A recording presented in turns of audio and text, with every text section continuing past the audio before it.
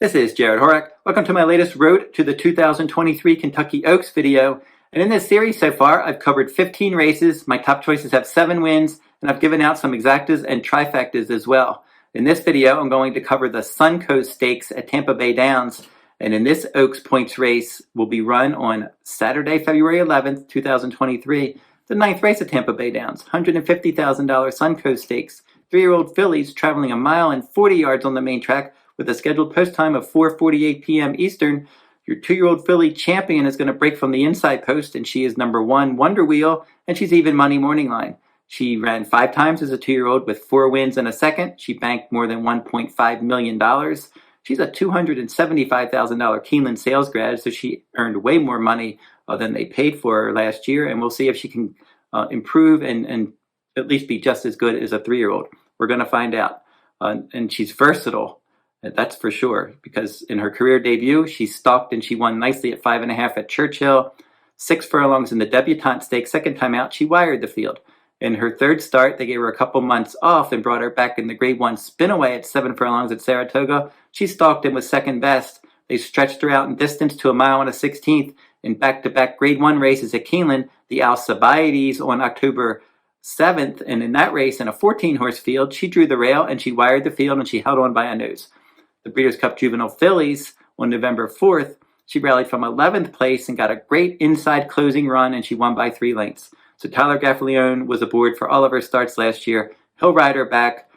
Trainer Mark Cassie probably has this one ready to go with a couple bullet workouts for this. And it looks like they can kind of do anything. She can go to the front. Maybe that's what they're going to do. She's comfortable stalking and closing as well, but in the Alcibiades, she broke from the inside post and they just went on with it. So maybe that's what they're going to try to do in this spot. Number 2, Opus 42.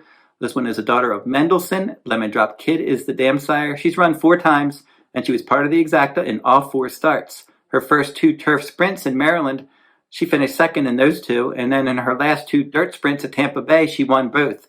Broke her maiden at 6 furlongs at Tampa on December 3rd, stalking and scoring from the outside post, and from an outer post in the Gasparilla Stakes at 7 furlongs last time. She stalked, she led, she held on by a nose. Arnold Delacour, with horses making their first start over a route of ground, 34% wins and a flat bet profit. So Daniel Centeno rode her in her last 2 starts, so he's 2 for 2 with her. He does good business with this barn. And she's one that looks a little bit interesting at a price. She had a bullet workout for this on February 4th at Tampa. Number 3, Charlie's Wish, just missed to Opus 42 last time. She was adding Lasix in that Gasparilla Stakes, and she rallied from 7th to miss by a nose. She ran well in her other 3 starts as well. Against Florida Bred Company in her debut, 7 furlongs at Gulfstream. She wired the feet. She basically was right up there throughout. She was battling on the lead early. She fell a length behind, and then she took over, and she won easily. Second time out against State Bred Stakes Company at 7 furlongs at Gulfstream. She stalked, she surged towards the leaders, and then she ended up finishing a clear second that day. And then Allowance Company at 6 furlongs. She finished an even third. That again was at Gulfstream in December. And then that race last time I mentioned, the Gasparilla Stakes, she missed by a nose. Stretching out in distance, this daughter of First Dude. We'll have to see how she handles a route of ground. Her speed ratings aren't really improving at this point. Champagne Calling, a long shot in here for trainer Ian Wilkes. She's 30-1 morning line. She was well beaten 3rd in her debut, beaten 6 lengths. But he's one that Ian Wilkes doesn't really have his runners completely cranked up first time out for the most part. And she was 9-1 that day. And then she was off from June till January, and 7 furlongs against Maiden Special Weight Company was her return at Tampa Bay. And she stalked and she won nicely. And she was the heavy favorite there, adding Lasix. She's a $250,000 daughter of Empire Maker. Pulpit's the dam sire. Good pedigree to go on. She's got a lot of potential. She's going to need to run faster. She did run faster from start 1 to 2, but she's going to have to run even faster to compete with these. Dreaming of Snow is the next one for trainer Gerald Bennett. This one is a daughter of Jess's Dream, $60,000 purchase.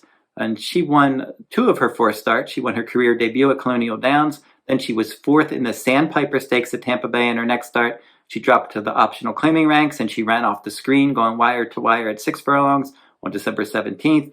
And then in that Gasparilla Stakes last time, she was 4th, beaten 4 lengths in that 8-horse field. So now they're going to stretch out in distance.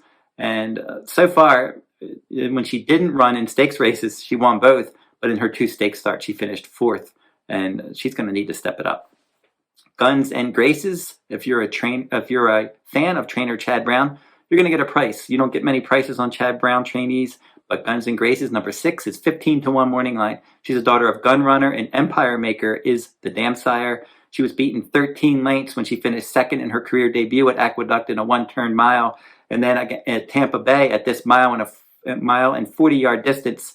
Last time out, she broke her maiden after chasing the pace from 2nd, and she won by more than 3 lengths.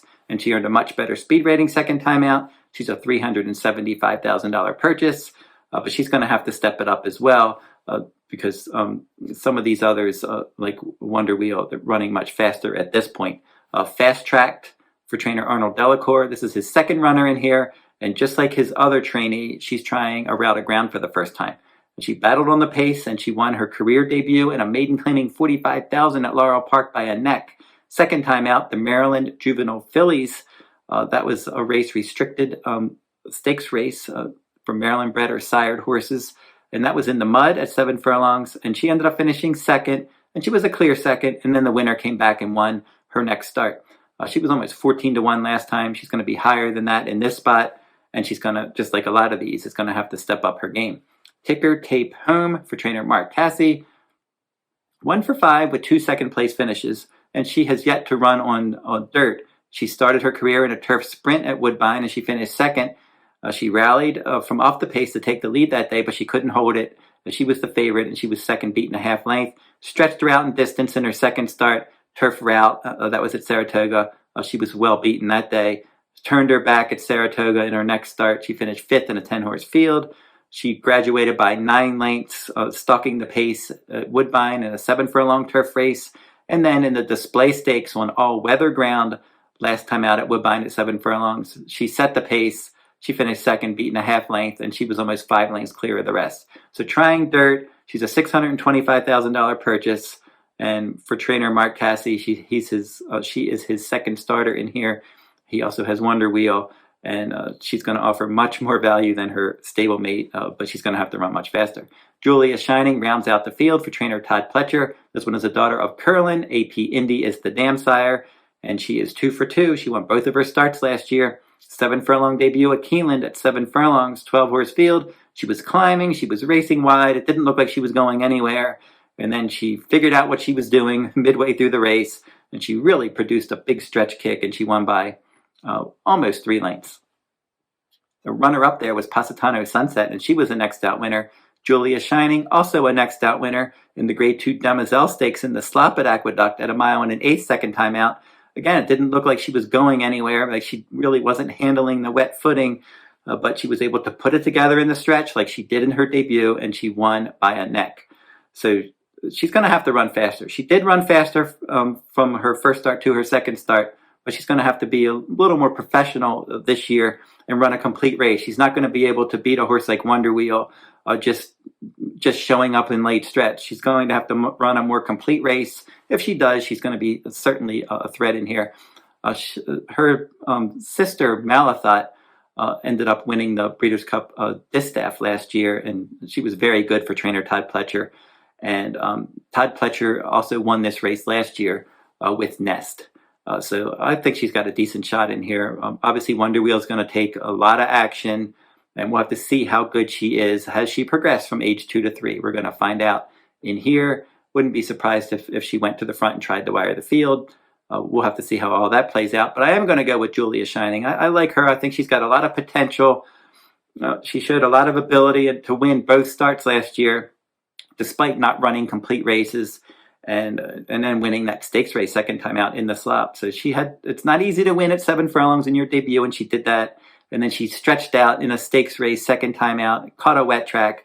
Not easy to do all that in your 2nd career start, but she did that as well. So I think that she's one that has a lot of potential, and I think that she has a lot of room for improvement. So number 9, Julia Shining, is my top choice in this race, and I will make a win wager on Julia Shining. I'll play an exacta. I'll use the 2 Opus 42 and the 9 Julia Shining over number 1 Wonder Wheel, and then I'll come back and I'll play a trifecta. I'll use the 1 Wonder Wheel and the 9 Julia Shining. I'll put all in 2nd, and then I'll key number 2 Opus 42 in that show spot.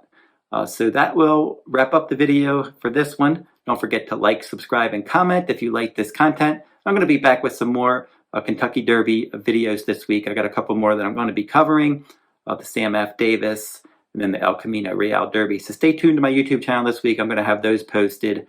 And I did the rescheduled Withers. I covered that one as well this week. So check all those out on my YouTube channel. Till I see you next time, good luck at the races.